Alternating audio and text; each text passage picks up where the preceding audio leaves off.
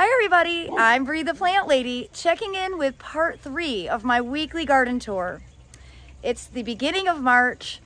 Everything is growing faster than ever here in Central North Carolina Zone 7. And it's just a very exciting time of the year. So without further ado, let me turn the camera around and show you what's happening on the south property border of my garden here in Fuquay-Varina, North Carolina. Well, the back patio is in full swing. Nothing has gone into the heated shed in well over a week. And you can see more daffodils are in bloom. And it's, I really can't get over how big everything has gotten, how lush it all looks. You see the crimson clover here and that barley stand wrapping around the feed tank. It could be a bit more colorful, but soon the crimson clover will start to bloom and then it'll look absolutely extraordinary. Over here, it's amazing how much everything has grown in a week's time. And of course, you can see that the tulips are just about to start opening over here. This combination of poppies and lettuce really looks great, and these peas have done wonderfully. Just kind of let them sort of scramble throughout the pot. Now these really large specimens of poppy there and larkspur are self-sown, and you can see how advanced they are. Flower buds already forming. I also sowed some, and they're much smaller, more the appropriate size for a May display. So this will be, I know I've said this over and over again, but it'll be exciting to see the timing of everything because this really is uncharted territory for me. The blueberries are in full bloom, and I happen to love eating blueberries, so I do hope we don't get a late frost. But you could see really fantastic flower set. These are all different cultivars, which is what you need for blueberries because you need cross-pollination. They don't self-fertilize. So you have to have at least 2 different varieties of blueberry, not 2 of the same plant. You have to have 2 plants that are not genetically the same. So look, everybody, one of my garden helpers just arrived. Tell everybody who you are. Hi, I'm Madeline from down a lot of houses. Oh, I'm so glad you're here. I love your shirt. Thank you. Good vibes. I agree. So what do you think of this camellia behind you? Actually, what do you think of both of these camellias behind you? They are so pretty. That one has more.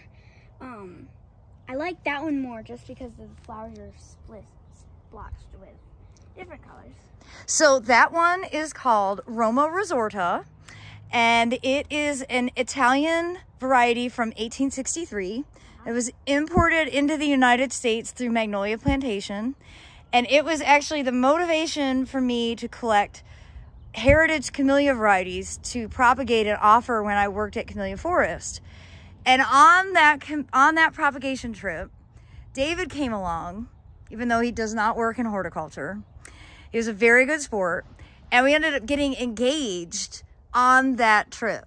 Oh, wow. Isn't that cool? So every time I see that in bloom, I have this really awesome extra memory of, you know, getting engaged. And then we actually got married at Magnolia Plantation, where the original plant in the United States was brought into. That's nice. So my life is very intertwined with camellias. So I haven't been home to be able to get the apple beds started, even though the turf has been cut. So we went ahead and just put the apples into these large pots and filled them with the veggie mix from Soil Cube. That is super awesome. And I actually see, look, they're starting to break dormancy. Oh, wow. So hopefully when I'm home next week, we'll be able to get started on this. And I'm definitely going to need your muscles. Because look, we have all these to get planted in the ground. And we have the bed. We're going to do it as I show them through the fence. But we're gonna do it on the side property border over there, basically to hide the shed from the neighbors. So as we walk along the big south property border, it's just really exciting. I keep saying the same things over and over again, but you know, it's an awesome time of year. Again, blueberries are in bloom.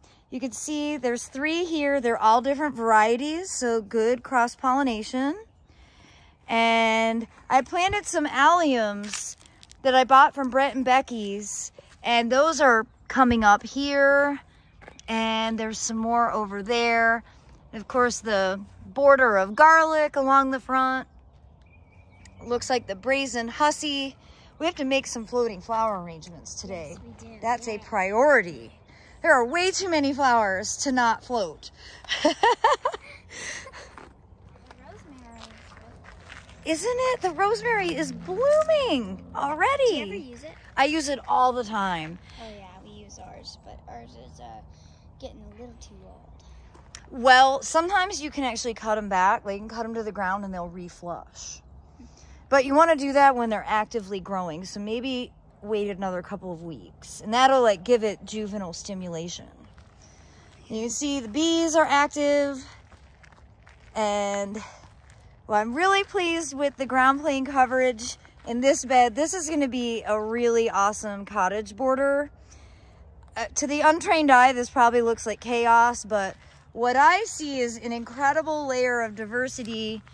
We've got bachelor buttons, we have larkspur, we have poppies. It's so warm, this is a good soil test, that the buckwheat is actually starting to germinate. And oddly enough, we have sunflowers that are self-sown and germinating in place. Now we are way early for sunflowers. Have you ever seen sunflowers growing in February? No. Me either.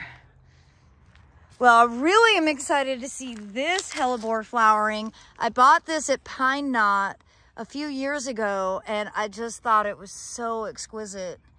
I love these double hellebores. They're so pretty. And of course, there's some other different species of hellebores here. And look, for everybody who wants to not feel bad about their own gardens, look at all the weeds that I have. A lot of weeding to do. We need to pull out that flamethrower that Aiden got me for Christmas. That'd be a fun project. And as we walk back here, I'm going to show you another star magnolia that's in full bloom, Magnolia stellata. This is one of the first years that it hasn't gotten nipped by frost. And next to that is a cherry, looking good. Very, very sweet and dainty. Now this is a horrible location and barely even part of the garden, though I have some big plans to fix this section up.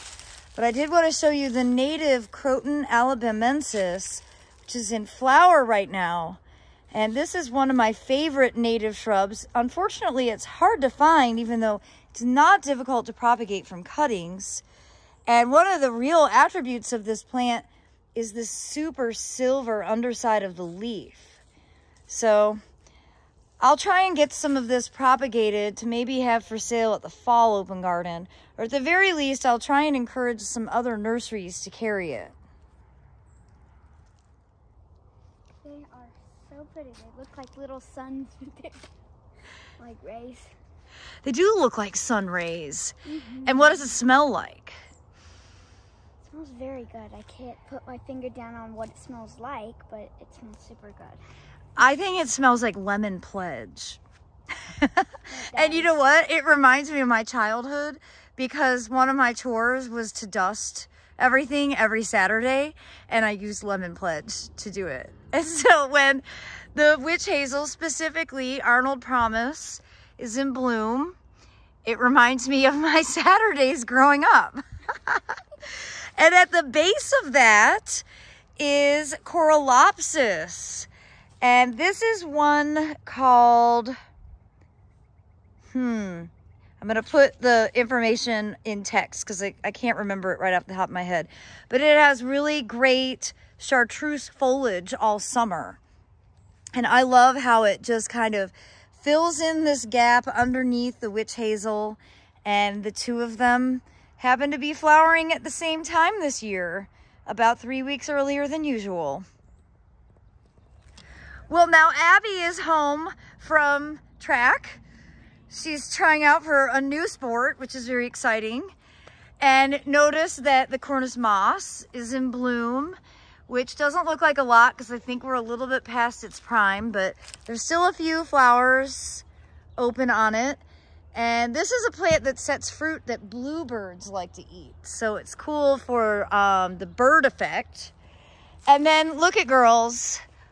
Look at those fabulous pink trees. Go stand under those.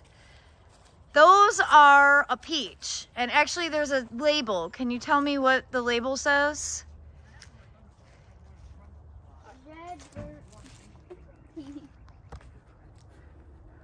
Which one is it? It's, oh, Red Baron.